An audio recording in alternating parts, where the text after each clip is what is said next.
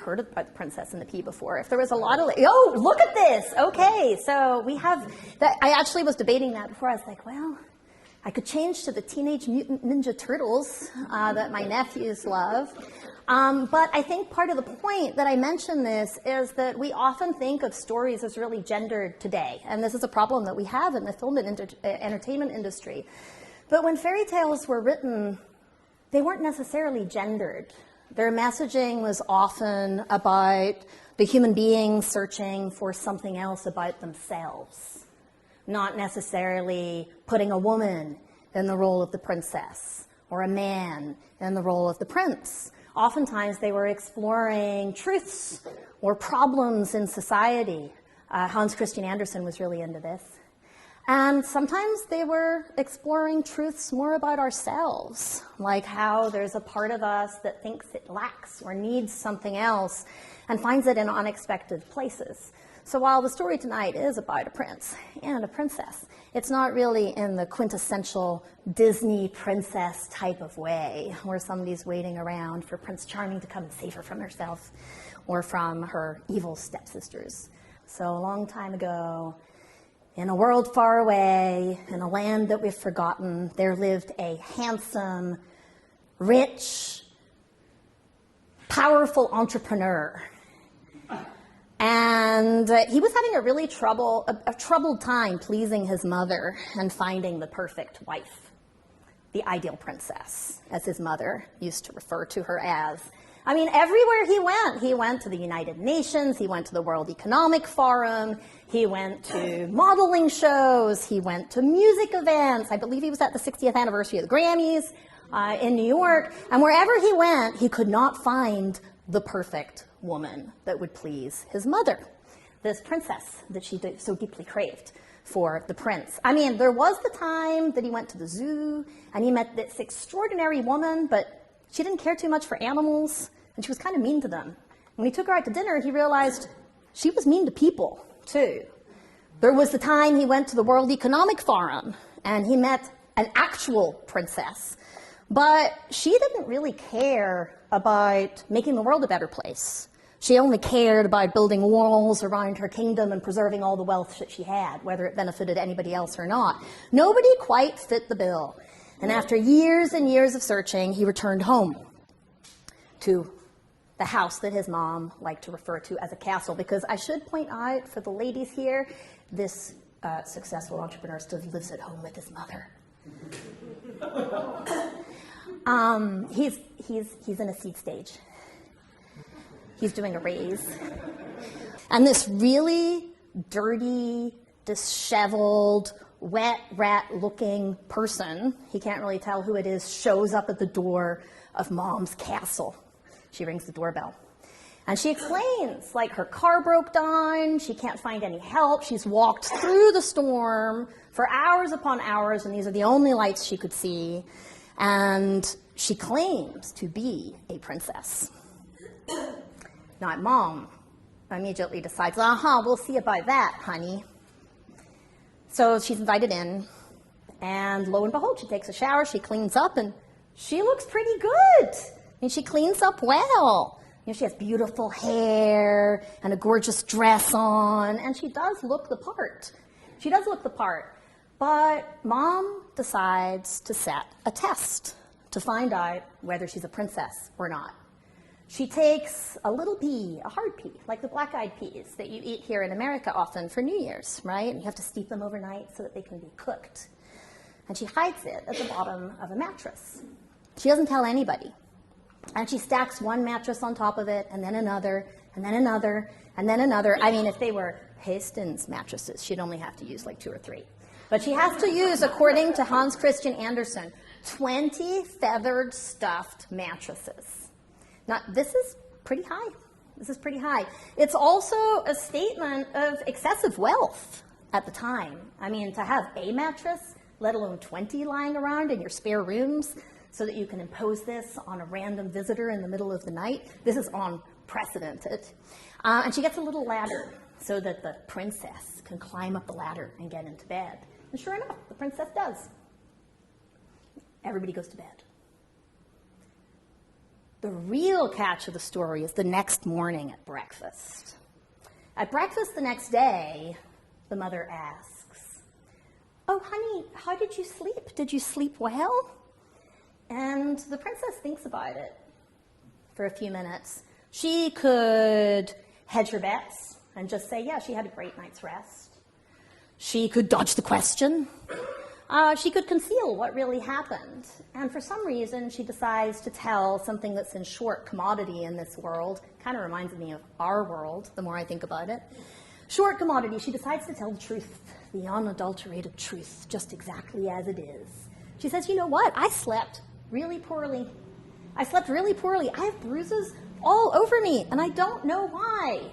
And believe it in that moment, Hans Christian Andersen tells us, that's the moment that the mother knew that this was a true princess, that it was the perfect match for her son, because she could tell that there was a pea in the mattress, and it bruised her through all 20 of them. Just pause for a second. What on earth are we supposed to do with that? Don't worry, I'll tell you in a minute. So, before we get to the moral of the story, let's think about this for a little. You know, we go about our days, we live in the real world. We often complain about it. We complain about how jaded we've become. We complain about how polarized we have undoubtedly become. We complain about how disconnected we've become, even though we can be more connected on the surface level than ever. We look at the ills of social media. We don't talk to our neighbors. We have almost lost every sense of what community means and looks like. And yet, we don't see any incompatibility between that world that we criticize and the fact that we feel sometimes like we might be wasting our time sitting around together and spending 5 minutes listening to a really old story that before computers and before books was already circulating in Europe before Hans Christian Andersen himself ever thought of writing it down. It had been passed down orally for generations. Why? Because people didn't have television. They didn't have electricity. They could only do what we're doing right now. They would take turns. They would take risks. They would share stories. And they would build human connections. Sometimes we've gotten so real, we've gotten so logical, we care so much about our professional lives that we don't have time to waste time or squander productivity in the name of something that might be the antidote and what we need the most. I mean, stories shape our minds, they shape our hearts, they shape our communities, and they shape our environments. We carry them with us wherever we go. The stories that you heard as a child, the stories that, for better or worse, you've lived as a younger or older adult. And then there's also those little nagging stories, you know, the little whispers that you hear in your ear, that you make up, and that convince you of things that haven't even happened yet. They possibly never will. But stories are powerful. And psychology research has shown for over 30 years that we remember them 22 times more than facts. Stories mold and set our expectations.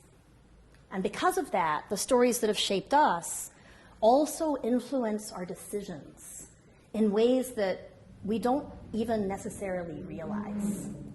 And if we become more conscious of them, we can make better decisions, not only for ourselves, but for the people around us. So what are some of the take-homes from our story for tonight? The Princess and the Pea, which, by the way, the princess is in the title, but it's really all about our handsome, dashing, successful entrepreneur who has now found his true love, like in the best rom-com that you've ever heard of. And he has his mother's permission at last, which was quite a burden to secure. Well, first, I suppose, one of the lessons we can take home is that truth isn't easy to find. And sometimes it's worth going on a journey, and it's worth searching far and wide, and it's okay to return home without all the answers yet. Sounds like it's also important to remember that truth can find us on our doorstep when we expect it the least, and when we're not prone to recognizing it, because it can show up looking kind of nappy, as if it's walked through a storm, and it would be really easy just to turn it away and to not let the lesson take hold in our hearts.